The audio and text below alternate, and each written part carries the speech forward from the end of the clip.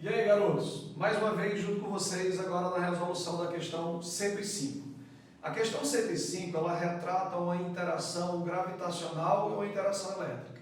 Você não pode esquecer que a interação gravitacional ela ocorre entre corpos que são dotados de massa. Né? Um campo gravitacional age sobre massa, enquanto que a condição elétrica, o campo elétrico, age sobre carga elétrica.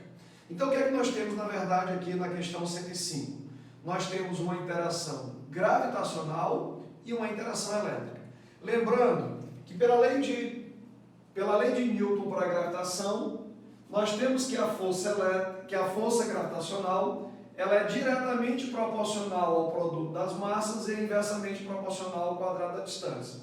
O que é que ele está me dizendo? Que massa atrai massa na proporção direta do produto de suas massas. Mas a essa força existente entre massas, ela é inversamente proporcional ao quadrado da distância. O que quer dizer isso? À medida que a distância vai aumentando, a força vai diminuindo. À medida que a distância vai diminuindo, a força vai aumentando. Só que essa proporcionalidade de aumento e redução depende do quadrado da distância. Detalhe, nessa equação aparece uma constante G, que é uma constante gravitacional. Lembrando que essa constante gravitacional aqui, ela é universal. O que é que ela está querendo me dizer com isso? Que a força de interação gravitacional não depende do meio, não depende do ambiente no qual eu estou inserido. Como, por exemplo, dentro da água, a gravidade ela vale um valor X.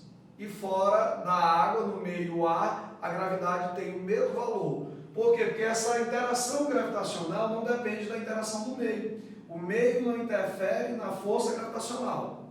Agora, comparando a força gravitacional com a força elétrica, a lei de Coulomb, ele nos mostra que essa força é diretamente proporcional ao produto de suas cargas em módulo. Por que módulo? Porque eu posso ter cargas de sinais iguais ou diferentes.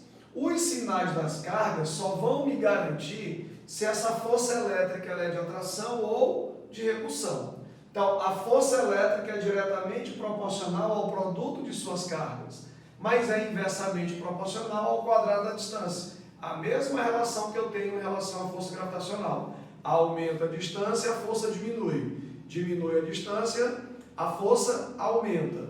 Agora, fique esperto. Aqui aparece também uma constante. Só que a constante que aparece aqui é uma constante de força, que a gente chama de constante eletrostática do meio. Portanto, o meio pode interferir no valor da força elétrica. Quer dizer que a força elétrica dentro da água tem um valor e a força elétrica fora da água tem um valor diferenciado. Por quê? Porque são meios diferentes. Detalhe, a força gravitacional só pode ser de atração, enquanto que a força elétrica pode ser de atração ou de repulsão. Agora verifiquemos o seguinte, se eu tenho um par de corpos, X e Y, onde esses corpos encontram-se carregados, a questão me garante que o corpo X e o corpo Y encontram-se carregados com carga de sinais opostos. Por exemplo, se o corpo X estiver carregado positivamente, o corpo Y estará carregado negativamente. Eu te pergunto, eletricamente, o corpo X vai ser atraído ou repelido pelo corpo Y? Se os sinais são diferentes, os corpos interagirão um com o outro, gerando uma força mútua de atração. Y atrai X e X atrai Y. Eletricamente, o corpo Y gerará sobre o corpo X uma força elétrica de atração. Força elétrica de atração. Mas verifique também que tanto o corpo X quanto o corpo Y são dotados de massa. E se eu tenho um par de massa, entre elas haverá uma força de atração gravitacional, porque a gravidade só gera força de atração. Portanto, sobre o corpo X aparecerá uma força de interação gravitacional também de atração. Sobre o corpo X eu terei duas forças, e essas duas forças encontram-se no mesmo sentido. Indistintamente, se os corpos estão na horizontal ou na vertical, a relação é a mesma. Quer ver? Veja. Se o corpo X está carregado positivamente e o corpo Y negativamente, o corpo Y gerará sobre o corpo X uma força elétrica de atração.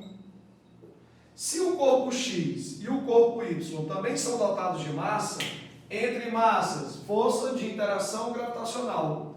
Logo, o corpo Y gerará sobre o corpo X também uma força de atração, só que uma força de atração gravitacional.